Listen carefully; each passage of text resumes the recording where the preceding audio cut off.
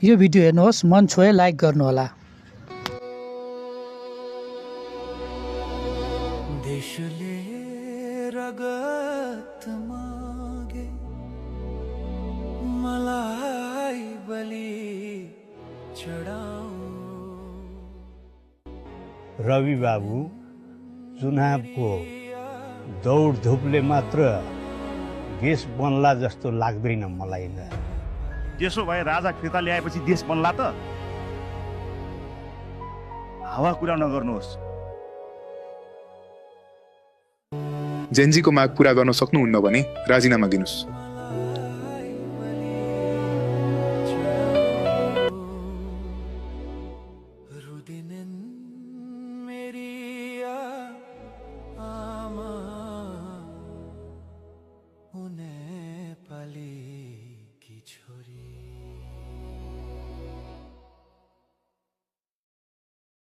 जुन पार्टीले चुनाव जिते पनि मेरा प्यारा जनताले सुख र शान्तिको श्वास फेर्न पाउनु पर्यो।